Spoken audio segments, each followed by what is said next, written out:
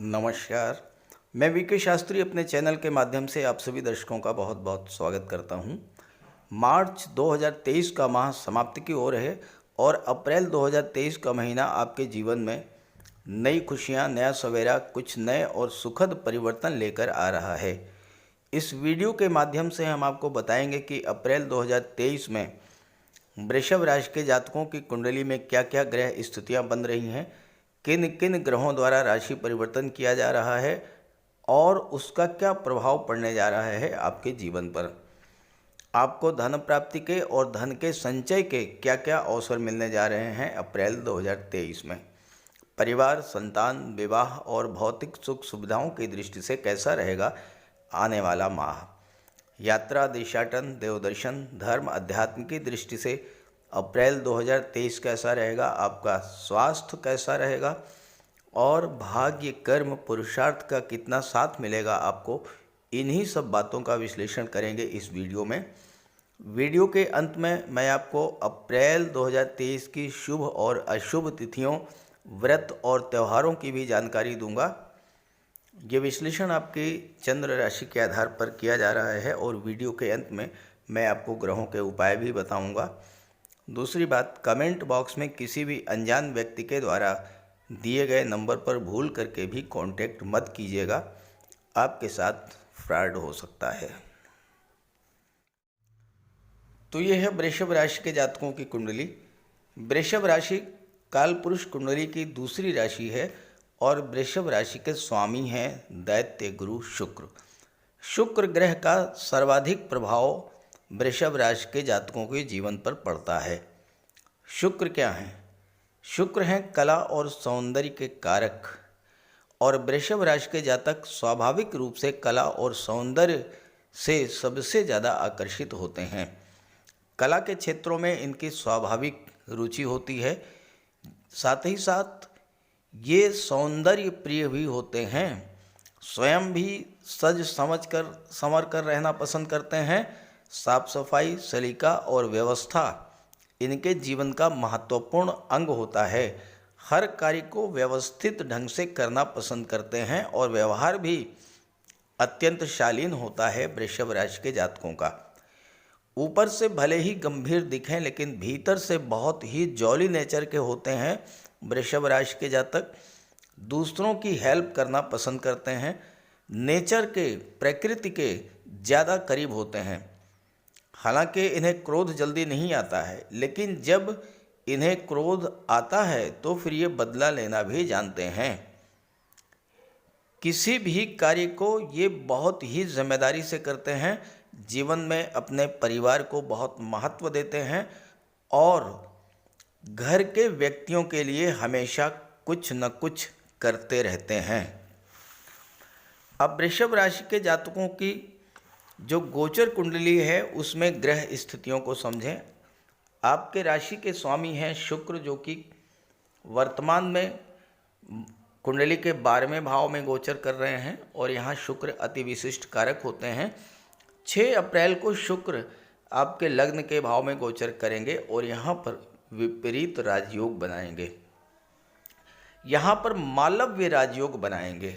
शुक्र के द्वारा बनाया जाने वाला सर्वाधिक शुभ योग है मालव्य राजयोग और ये 6 अप्रैल से पूरे अप्रैल के महीने में आपकी कुंडली के लग्न भाव में बनेगा। मंगल का गोचर है धन के भाव में। शनिदेव कुंडली के 10वें भाव में शश राजयोग बना रहे हैं।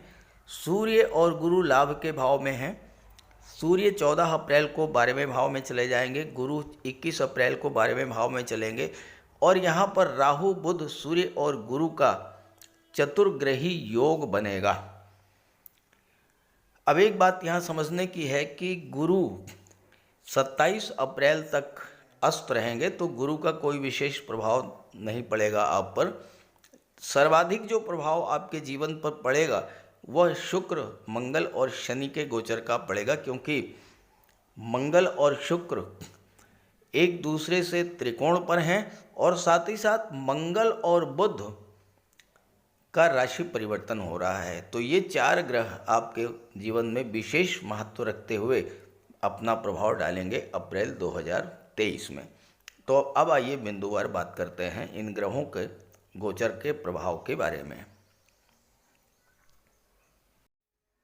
आगे बढ़ने से पहले बात करेंगे कि मार्च 2023 में आपके जीवन में क्या क्या समस्याएं आईं, किन किन परेशानियों से आपको जूझना पड़ा और उसके क्या कारण थे। अक्सर आपके कमेंट्स आते हैं कि जो बीत गया उस पर चर्चा करने से क्या लाभ। तो मैं आपको बता दूं कि मनुष्य बीते समय की घटनाओं से सीख लेकर ही जीवन में आगे बढ़ता है। भविष्य में जब भी वैसी योग बनते हैं तो मनुष्य सावधान हो जाता है और अपनी सुरक्षा कर ले जाता है। 15 मार्च तक सूर्य का गोचर कुंभ राशि में था, कुंडली के दशम भाव में। यहाँ पर शनि और सूर्य की युति बनी। ज्योतिष शास्त्र में शनि और सूर्य को एक दूसरे का प्रबल शत्रु माना गया है। तो जब दो शत्रु एक साथ गोचर करेंगे तो स्वाभाविक सी बात है कि दोनों ही पीड़ित होंगे। जब सूर्य पीड़ित हुए तो क्या हुआ होगा? सूर्य शासन प्रशासन सरकार के कारक होते हैं। जो भी जातक शासन प्रशासन राजनीति या सरकारी नौकरी में थे उनको 15 मार्च तक सूर्य के पीड़ित होने के कारण कार्य क्षेत्र में तरह तरह की परेशानियां आई होंगी, क्योंकि ये जो युति है ये दशम भाव में बन रही है, जहां से आपके जॉब कैरियर और प्रोफेशन का विचार किया जाता है। एक्सेसिव वर्कलोड के कारण मानसिक तनाव, चिंता, सिरदर्द, माइग्रेन की समस्या आई होगी। बॉस या सहकर्मियों का सहयोग नहीं मिला होगा। पद प्रतिष्ठा प्रमोशन में देरी हुई होगी। और ये भी हो सकता है कि जो टारगेट आपको दिया गया हो उसे पूरा करने में मानसिक दबाव के कारण आपके स्वभाव में चिड़चिड़ापन, गुस्सा और वाणी में कटुता भी आई होगी। सूर्य सरकारी नौकरी के कारक होते हैं, लेकिन छात्रों के लिए भी 15 मार्च तक का समय कष्ट कर रहा होगा। सूर्य और शनि दोनों ही राजनीति के कारक भी होते हैं, लेकिन जो जातक राजनीति से जुड़े हुए हैं उनके लिए भी 15 मार्च तक का समय अच्छा नहीं गया होगा। सूर्य पिता के कारक होते हैं, तो पिता को कष्ट हुआ होगा या पिता से संबंध खराब हुए होंगे। अगर आप हार्ट पेशेंट हैं, आपको हार्ट प्रॉब्लम्स बढ़ी होंगी। हाई ब्लड प्रेशर, नेत्र कष्ट, ये सब समस्याएं आपके जीवन में आई होंगी। सूर्य सरकार के कारक होते हैं। किसी सरकारी योजना से लाभ लेना था, नहीं मिल पाया होगा। कोई गवर्नमेंट प्रोजेक्ट था, वो पूरा नहीं हो पाया होगा। शनि कर्म के भाव में गोचर कर रहे हैं और शनि कर्म के कारक होते हैं, लाभ के कारक होते हैं। शनि के पीड़ित होने का सीधा असर आपके कामकाज पर पड़ा होगा। काम में मन न लगना, आलस्य, थकान, कार्यों की गति धीमी होना, कार्यों में रुकावट आना, उत्साह की कमी और आर्थिक संकट, फाइनेंशियल क्राइसिस की स्थिति से आप गुजरे होंगे।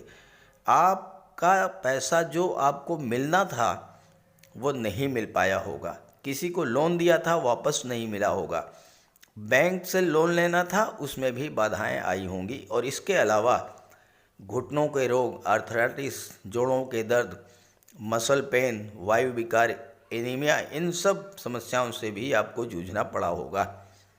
हालांकि सबके साथ ऐसा नहीं हुआ होगा, लेकिन जिनके भी जीवन में सूर्य या शनि की महादशा या अंतर्दशा गतिमान होगी, या जिनकी जन्म कुंडली में सूर्य या शनि कमज़ोर स्थिति में होंगे, उनके साथ निश्चित रूप से कुछ न कुछ जरूर घटित हुआ होगा। और आपके साथ जो भी हुआ हो कमेंट करके ज़रूर बताइएगा, ताकि आपके साथियों को, आपके मित्रों को भी इस संबंध का क्या प्रभाव पड़ता है इसकी जानकारी हो सके। अब आइए बात करते हैं अप्रैल 2023 के बारे में। किसी भी जातक की कुंडली में सबसे बड़ा प्रभाव लग्न और लग्नेश का होता है। अब आपके लग्न भाव में शुक्र का गोचर है और लग्न के स्वामी भी शुक्र ही हैं, और यहाँ शुक्र मालव्य राजयोग बना रहे हैं।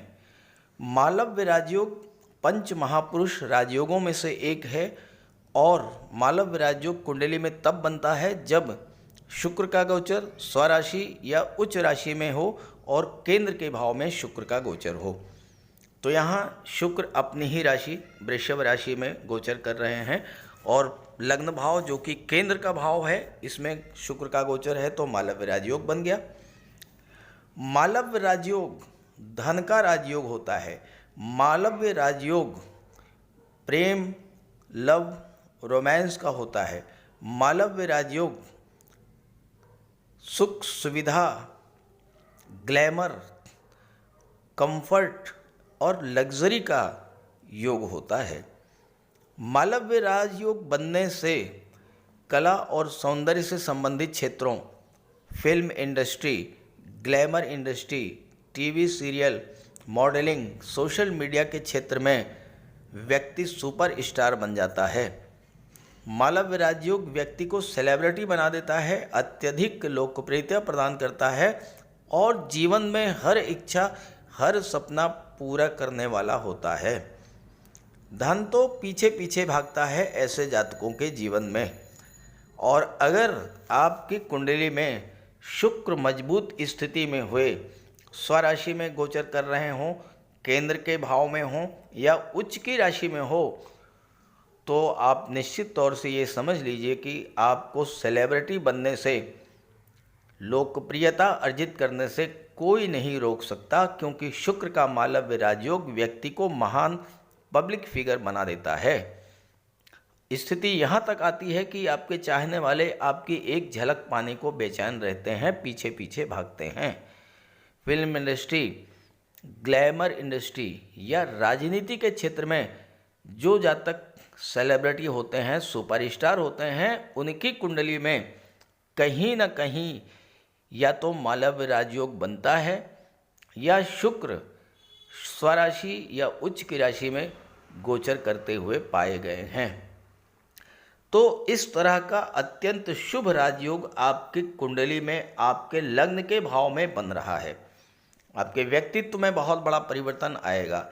आपके स्वभाव में, आपकी वाणी में एक चुंबकीय आकर्षण पैदा करेंगे शुक्र। और साथ ही साथ चूंकि यहाँ पर शुक्र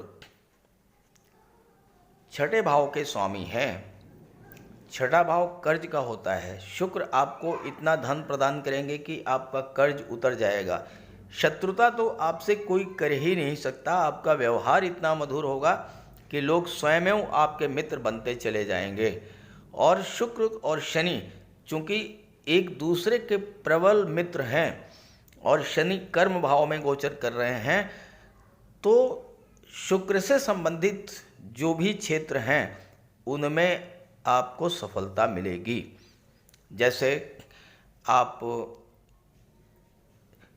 शुक्र से संबंध है कला और सौंदर्य का, तो कला के क्षेत्रों संगीत, नृत्य, अभिनय, लेखन, गायन, वादन, काव्य लेखन, शिल्पकला, मूर्तिकला, चित्रकला, सोशल मीडिया, पत्रकारिता, इन सब क्षेत्रों में आपको सफलता मिलेगी। और चूँकि छठे भाव के स्वामी है, छठा भाव कंपटीशंस का होता है, तो इन क्षेत्रों में किसी भी तरह की कंपटीशन को आप बीट करके आगे निकल जाएंगे। और दूसरी बात, शुक्र की दृष्टि सप्तम भाव पर पड़ेगी। सप्तम भाव आपके दाम्पत्य सुखों का होता है। पंचम के स्वामी हैं बुध, जो कि शुक्र के मित्र हैं। तो पंचम भाव क्या होता है? लव, रोमांस का होता है, क्रिएटिविटी का होता है। आप कुछ ऐसा नया करेंगे जिसको देख करके दुनिया अचंभित रह जाएगी। पंचम भाव लव रोमांस का होता है। शुक्र लव रोमांस में प्रगाढ़ता लाएंगे, मैरिज में कन्वर्ट करा देंगे, विवाह के लिए अत्यंत शुभ योग बनेगा।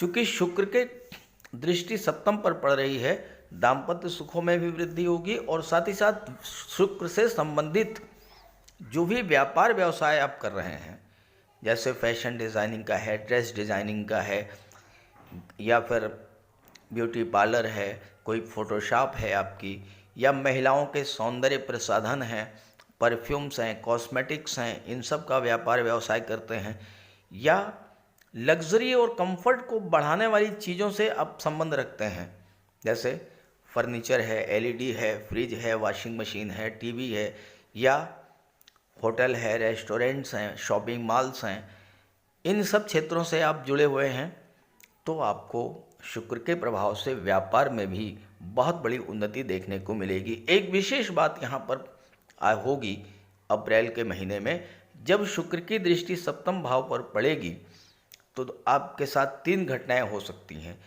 पहली घटना तो ये होगी कि अगर आपकी आर्थिक स्थिति कितनी भी खराब हो, विवाह करते ही आपका भाग्योदय हो जाएगा, आपकी आर्थिक स्थिति में निरंतर सुधार होता दिखाई पड़ेगा। दूसरी चीज़ क्या होगी, ये भी संभव है कि कार्यस्थल पर अपने किसी सहकर्मी के साथ ही आपके रिलेशंस बन जाएं और आप उससे विवाह कर लें। और तीसरी जो बात है वो ये है कि अगर आप महिलाओं के सहयोग से कोई व्यापार व्यवसाय शुरू करते हैं, या अपनी माता के नाम से, अपनी पत्नी के नाम से, या फिर महिलाओं के साथ पार्टनरशिप में कोई व्यापार व्यवसाय शुरू करते हैं, तो ये समय उस व्यापार व्यवसाय में चतुर्दिक उन्नति प्रदान करने वाला होगा।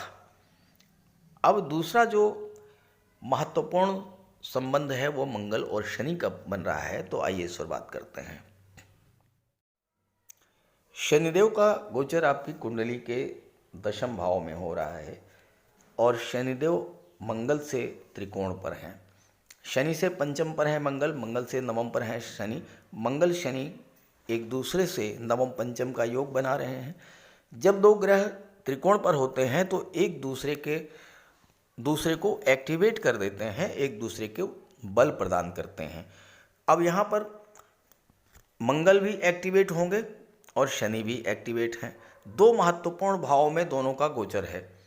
शनि कर्म के भाव में है, मंगल धन के भाव में है। तो कर्म के भाव और धन के भाव दोनों का फल आपको प्रदान करेंगे शनि और मंगल।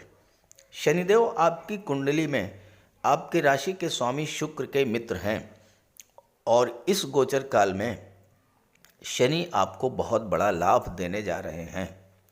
यहाँ पर 3 बातें ऐसी हैं जो आपके लिए विशेष महत्व की हैं। पहली बात, शनिदेव कुंडली के दशम भाव में शश राजयोग बना रहे हैं।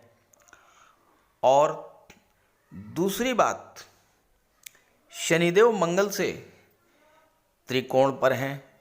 और तीसरी बात जो है वो ये है कि शनि का गोचर राहु के नक्षत्र शतभिषा नक्षत्र में हो रहा है और शनि की तीसरी दृष्टि राहु पर पड़ रही है। शनि इस समय अत्यंत बलवान स्थिति में है और अत्यंत शुभ और श्रेष्ठ लाभ देने जा रहे हैं। और अगर आपने शनि के साथ, राहु के साथ अपने आप को जोड़ लिया तो ये समय आपके लिए इतना कुछ प्रदान करने वाला होगा जितना आप सोच भी नहीं सकते हैं। शश राजयोग दशम भाव में बन रहा है। अगर आप राजनीति में हैं या प्रशासन के क्षेत्र में हैं तो ये आपको उच्च पद देने वाला समय होगा। शनि निर्माण के कारक होते हैं। आप किसी भी तरह के कंस्ट्रक्शन के क्षेत्र से जुड़े हैं, भवन निर्माण, सड़क परिवहन, ट्रेवल एंड ट्रांसपोर्ट, भूगर्भ विज्ञान, खनिज, ऑयल, गैस, तो इन सभी क्षेत्रों में शनि आपको उच्च स्तर की सफलता देंगे। चूँकि राहु के नक्षत्र में हैं, इसलिए आप इन क्षेत्रों में जितना अधिक ऑनलाइन टेक्नोलॉजी का यूज करेंगे और जितना ही अधिक अपने कार्यक्षेत्र का विस्तार विदेशों में करेंगे उतना ही लाभ होगा। देखिए, विदेश का मतलब ये नहीं कि आप अपने कार्यक्षेत्र का विस्तार अमेरिका, ब्रिटेन, कनाडा में करें। विदेश का मतलब ये है कि अपने ही देश में किसी दूसरे शहर से अगर आपका व्यापारिक संबंध बनता है और ख़ास करके ऑनलाइन बिजनेस अगर आप करते हैं तो वहाँ पर आपको शनि बहुत अच्छी सफलता देंगे। दशम भाव से आपका जॉब, करियर और प्रोफेशन का विचार किया जाता है। छठे भाव के स्वामी हैं शुक्र जो कि शनि के मित्र हैं। पंचम के स्वामी हैं बुध भी शनि के मित्र हैं। तो छात्रों के लिए भी ये समय बहुत अच्छा रहेगा। प्रतियोगी परीक्षा, खास करके बुध से संबंधित जो क्षेत्र हैं, banking sector, finance sector, education sector, इन सभी क्षेत्रों में। और चूंकि बुध का गोचर विदेश के भाव में है, इस समय आपको अगर आप प्रयास करेंगे तो किसी मल्टीनेशनल कंपनी में, किसी विदेशी कंपनी में भी आपको आईटी सेक्टर, कंप्यूटर या कम्युनिकेशन के क्षेत्र में जॉब मिलने का भी योग बनेगा। चूँकि राहु विदेश कारक होते हैं और विदेश के भाव में गोचर कर रहे हैं, आपकी राशि के स्वामी शुक्र हैं जो कि कला के कारक होते हैं, और अगर आप कला के क्षेत्रों से जुड़े हुए हैं तो राहु के प्रभाव से इस समय आपको विदेश जाकर के अपनी कला का प्रदर्शन करने का भी योग बनेगा। बुध 12वें भाव में है, शुक्र की दृष्टि सप्तम पर पड़ रही है, शनि दशम में है। व्यापार के लिए, खास करके विदेशी व्यापार के लिए ये समय बहुत अच्छा रहेगा आपके लिए। और जैसा मैंने बताया कि चूँकि राहु के साथ बुध हैं, तो आप अपने व्यापार के क्षेत्र में जितना अधिक ऑनलाइन प्लेटफॉर्म का यूज़ करेंगे, ऑनलाइन टेक्नोलॉजी का यूज़ करेंगे, उतना ही अधिक आपको लाभ होगा। आप सरकारी नौकरी में हैं, आपका प्रमोशन या वेतन वृद्धि काफ़ी दिनों से लंबित था, तो अब शनि के महाबली होने के कारण आपके पद, प्रतिष्ठा, प्रमोशन का भी आपको लाभ मिलेगा, धन की भी प्राप्ति होगी।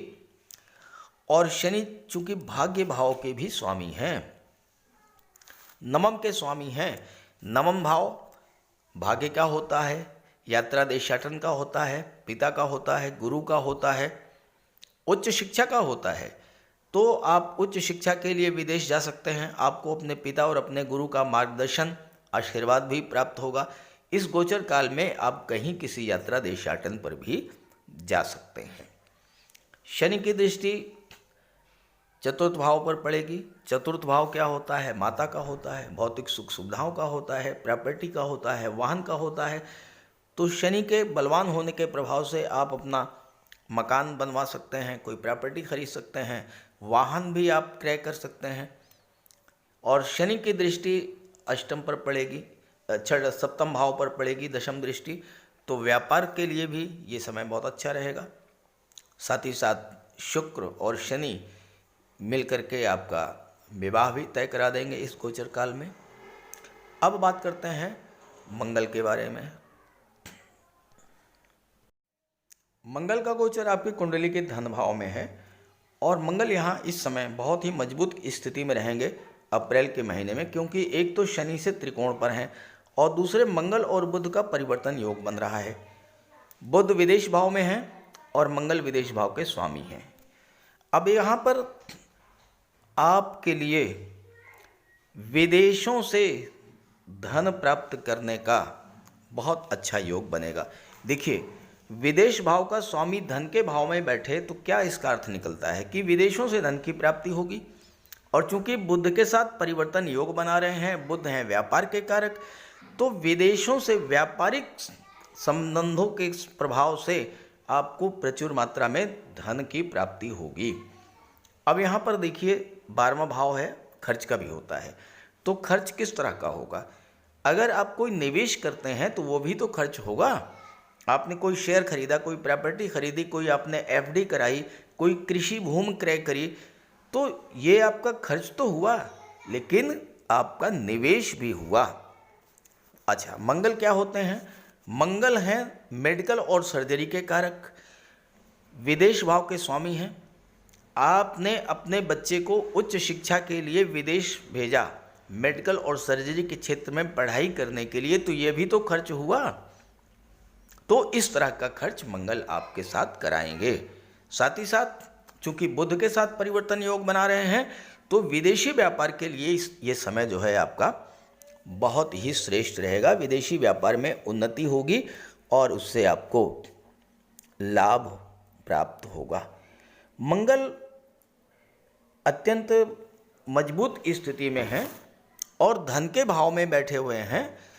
तो आने वाला जो समय है, अप्रैल का महीना, इसमें आपको कोई बड़ा फाइनेंशियल डिसीजन लेने से बचना होगा, खास करके निवेश, और वो भी शेयर मार्केट में। शेयर मार्केट में आप रुचि अगर रखते हैं तो किसी एक्सपर्ट की राय लेकर के ही निवेश कीजिएगा, क्योंकि वृषभ राशि के लिए वर्तमान में तो मंगल बहुत अच्छी स्थिति में है, लेकिन ओवरऑल जो है मंगल बहुत अच्छा रिजल्ट नहीं देते हैं। चूँकि 12वें भाव के स्वामी हैं और मंगल की दृष्टि पंचम भाव पर पड़ रही है, मंगल की दृष्टि अष्टम भाव पर पड़ रही है और मंगल की दृष्टि नवम भाव पर पड़ रही है, तो आपको सट्टा, जुआ और लॉटरी से बचना होगा। और 12वां भाव अस्पताल का होता है, अष्टम भाव पर दृष्टि पड़ रही है, तो इसी अचानक से किसी क्रॉनिक डिजीज के कारण आपको हॉस्पिटल में भी भर्ती होना पड़ेगा, इसलिए स्वास्थ्य का भी विशेष ध्यान रखें। वाहन चलाते समय सावधानी बरतें, खान पान का ध्यान रखें, वाणी का ध्यान रखें और किसी संबंधी को धन देने से बचें, क्योंकि धन को लेकर निश्चित रूप से विवाद होगा। अब यहाँ पर मंगल की दृष्टि सब पंचम पर पड़ रही है। पंचम संतान और शिक्षा का होता है और आपके राशि के स्वामी सप्तम के स्वामी हैं, यानी जो कंपटीशंस का होता है, जो भाव नौकरी का होता है। तो मंगल से रिलेटेड जो क्षेत्र हैं, army, air force, navy, military, police विभाग, पैरा मिलिट्री फोर्सेज, इन क्षेत्रों में अगर आप जॉब की तलाश में हैं तो आपके लिए जॉब प्राप्त करने का बहुत अच्छा अवसर बनेगा। मेडिकल और सर्जरी के क्षेत्र में आपको नौकरी भी मिल सकती है, आप विदेश भी जा सकते हैं और आप स्वयं का अपना कोई मेडिकल कोई आप जो है क्लिनिक है या कोई डिस्पेंसरी है या कोई नर्सिंग होम है, आप स्वयं भी बना सकते हैं। अब यहाँ पर मंगल की दृष्टि भाग्य के भाव पर पड़ेगी, तो भाग्य का सपोर्ट तो मिलेगा ही मिलेगा। इस गोचर काल में आप बजरंग बली की विशेष उपासना करते रहिएगा और हो सके तो किसी यात्रा देशाटन पर जरूर जाएं और वहाँ जहाँ पर बजरंग बली का कोई स्थान हो वहाँ पर जाकर के आप उनकी पूजा अर्चना करेंगे तो आपको विशेष लाभ मिलेगा। अब बात कर लेते हैं सूर्य के, बुध के और राहु के प्रभाव के बारे में। देवगुरु बृहस्पति तो अप्रैल के महीने में 27 अप्रैल तक अस्त रहेंगे, इसलिए देवगुरु पर तो कोई विशेष चर्चा नहीं करेंगे। सूर्य की बात करें तो सूर्य 14 अप्रैल तक लाभ के भाव में बैठे हैं और 11वें भाव में सूर्य अति विशिष्ट कारक होते हैं। तो ये जो गोचर काल सूर्य का है ये आपके लिए धन प्राप्ति की दृष्टि से तो अच्छा रहेगा ही रहेगा। संतान की प्राप्ति हो सकती है चूँकि सूर्य की दृष्टि पंचम भाव पर पड़ेगी। साथ ही साथ कॉम्पिटिटिव एग्जाम्स की तैयारी कर रहे छात्रों के लिए, उन छात्रों के लिए जो कि IAS, IPS, सिविल सर्विसेज की तैयारी कर रहे हैं या फिर बुध से संबंधित क्षेत्रों में banking sector, finance sector, education sector, IT sector, computer communication या मैनेजमेंट के क्षेत्र में जो तैयारी कर रहे हैं उनके लिए सफलता का विशेष योग बनेगा इस गोचर काल में। इसके बाद 12वें भाव में जब सूर्य चले जाएंगे तो 12वें भाव में सूर्य बहुत अच्छा रिजल्ट नहीं देते हैं, लेकिन यहाँ पर बुध हैं, राहु हैं और ये आपके लिए साथ ही साथ मंगल इसके स्वामी हैं, तो इनका आपको बहुत अच्छा लाभ मिलेगा और इस पर मैंने पहले ही चर्चा कर दी है। अब बात कर लेते हैं शुभ और अशुभ तिथियों के बारे में। देखिए, चंद्रमा एक ऐसे ग्रह हैं जो 28 दिनों में सभी 12 राशियों में चक्कर लगा लेते हैं। तो चंद्रमा के गोचर का विशेष महत्व होता है और चंद्रमा के गोचर के आधार पर ही शुभ और अशुभ तिथियों का निर्धारण भी किया जाता है। अब जैसे 1 अप्रैल को चंद्रमा का गोचर कर्क राशि में होगा और इसके बाद चंद्रमा का संबंध सूर्य से या गुरु से या शुक्र से जब बनेगा तो वो जो डेट्स हैं वो आपके लिए अत्यंत शुभ होंगी और वो डेट्स हैं 1 अप्रैल, 9 अप्रैल, 10 अप्रैल, 17 अप्रैल, 18 अप्रैल और 26 और 27 अप्रैल। ये जो डेट्स हैं ये आपके लिए विशेष शुभ और विशेष लाभ देने वाली रहेंगी। और जहाँ तक अशुभ डेट्स की बात है, अब चंद्रमा का संबंध केतु से बन जाए, केतु छठे भाव में है, चंद्रमा का संबंध राहु से बन जाए, चंद्रमा का संबंध शनि से बन जाए तो समस्या पैदा हो जाती हैं। तो वो जो डेट्स हैं वो हैं 6, 7, 8 और 15, 16 और साथ ही साथ 21 और 22। इन डेट्स पर आप थोड़ा सावधानी से अपना कार्य करें। सावधान रहेंगे तो कोई दिक्कत नहीं आएगी। अब बात कर लेते हैं अप्रैल माह में पड़ने वाले व्रत और त्योहारों के बारे में। देखिए, 1 अप्रैल शनिवार के दिन है कामदा एकादशी, यानी एकादशी का व्रत भी रखते हैं। वो एकादशी जो आपके मनोवांछा को, मनोकामना को पूरी करने वाली होती है। तो ये है 1 अप्रैल को। और इसके बाद 4 अप्रैल को दिन है मंगलवार और ये है महावीर जयंती। और 5 अप्रैल को बुधवार का दिन है और ये है चैत्र पूर्णिमा। 4 अप्रैल को मंगलवार को महावीर जयंती है। 5 अप्रैल को बुधवार के दिन चैत्र पूर्णिमा है। 9 अप्रैल को हनुमान जयंती है। भगवान बजरंगबली की आप जो है उपासना कीजिए 9 अप्रैल को। 14 अप्रैल शुक्रवार को बैसाखी है। 16 अप्रैल रविवार को वरुथनी एकादशी है। 22 अप्रैल शनिवार को अक्षय तृतीया है और 22 अप्रैल को ही परशुराम जयंती भी है। और इसके बाद 27 अप्रैल को सीता नवमी है और 27 अप्रैल को ही गंगा सप्तमी है। तो ये तो हैं अप्रैल के व्रत और त्यौहार। अब बात कर लेते हैं ग्रहों के उपाय के बारे में। जो ग्रह आपकी कुंडली में कमज़ोर स्थिति में हैं या आपके जीवन में जिन ग्रहों की महादशा या अंतर्दशा गतिमान है, आप उनका उपाय अवश्य कीजिएगा। तो बात कर लेते हैं उपायों पर। किसी भी जातक की कुंडली में बनने वाले राजयोगों का संपूर्ण लाभ उसे तब मिल पाता है जब राजयोग बनाने वाले ग्रह कुंडली में मजबूत स्थिति में हों। और ज्योतिष शास्त्र में ग्रहों को बल प्रदान करने के लिए उपायों की व्यवस्था की गई है। तो अगर आपकी जन्म कुंडली में राजयोग बनाने वाले ग्रह कमज़ोर स्थिति में हैं, अंश बल से कमज़ोर हैं, तो ग्रहों का उपाय ज़रूर कीजिए। इससे ग्रहों को बल प्राप्त होगा और आपको राजयोग का संपूर्ण लाभ प्राप्त हो पाएगा। सबसे पहले मंगल की बात करते हैं। इसके लिए बजरंगबली की उपासना कीजिए, हनुमान जी की आराधना कीजिए, हनुमान चालीसा का पाठ कीजिए, हनुमान जी के मंदिर में जाकर के उनके चरणों में बैठिए और उनके चरणों का सिंदूर अपने मस्तक पर धारण कीजिए। मंगलवार के दिन स्नान के बाद लाल वस्त्र धारण कीजिए। मंगलवार का व्रत रखिए।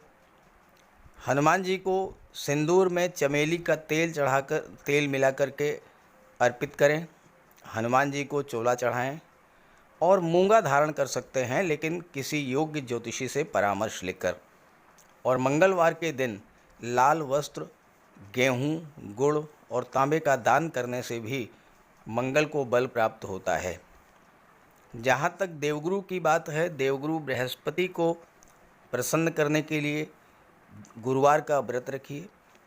5 गुरुवार, 11 या 43 गुरुवार का व्रत रखें।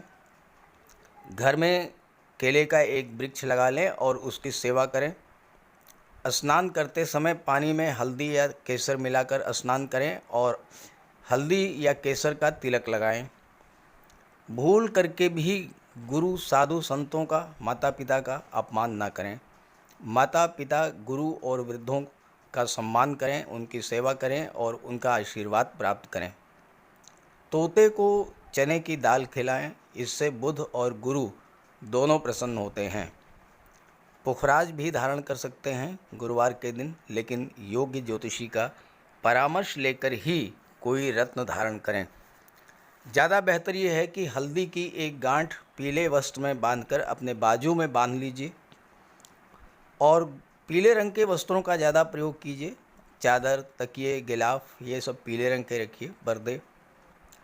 शुक्र को बल प्राप्त हो, इसके लिए माता लक्ष्मी की उपासना कीजिए और 21 या 31 शुक्रवार को व्रत रखें। शुक्रवार के दिन सफ़ेद रंग के वस्त्र, चीनी, चावल, दूध और दही, घी से बने पदार्थों का सेवन करें। और शुक्रवार के दिन सफ़ेद वस्त्र, चावल, चीनी, घी, श्रृंगार सामग्री, कपूर, मिश्री और दही, इन सब चीज़ों का यथाशक्ति दान करें। डायमंड धारण कर सकते हैं, लेकिन हीरा धारण करने से पहले योग्य ज्योतिषी का परामर्श ले लें।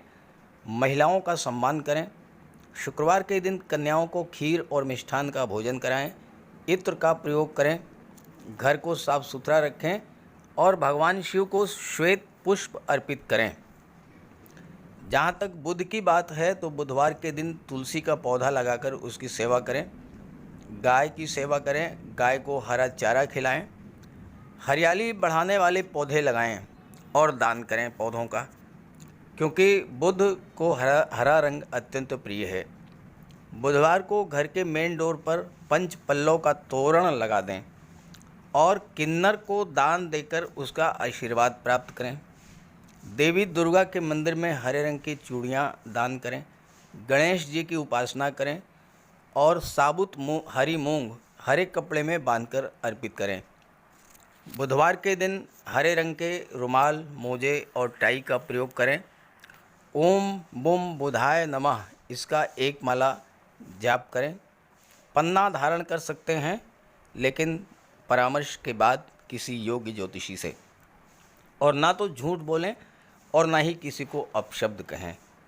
जहाँ तक शनिदेव की बात है तो कम से कम 19 और ज़्यादा से ज़्यादा 51 शनिवार का व्रत रखें। पीपल के वृक्ष के नीचे सरसों के तेल का दीपक जलाएं शनिवार के दिन। शनिवार के दिन एक प्याले में, एक कटोरी में सरसों का तेल लेकर के उसमें अपना चेहरा देखिए और फिर उस तेल को दान कर दीजिए। उड़द से बनी पंजीरी, पकौड़ा, चीला, बड़ा, इन सब का सेवन करिए। सरसों के तेल में बने भोज्य पदार्थों का सेवन कीजिए। शनिवार के दिन कंबल, जूता, चप्पल, लोहा, काला तिल, काला उड़द, काले वस्त्र और जटा वाले नारियल दान दें। नीलम धारण कर सकते हैं, लेकिन नीलम धारण करना किसी योग्य ज्योतिषी से परामर्श लेकर धारण करें, क्योंकि नीलम रंग से राजा भी बना देता है और कभी कभी अगर नीलम आपके लिए शुभ नहीं हुआ तो राजा से रंक भी बना देता है। इसलिए नीलम का प्रयोग बहुत सोच समझ कर करें। ज़्यादा बेहतर ये है कि आप गरीबों की हेल्प करें।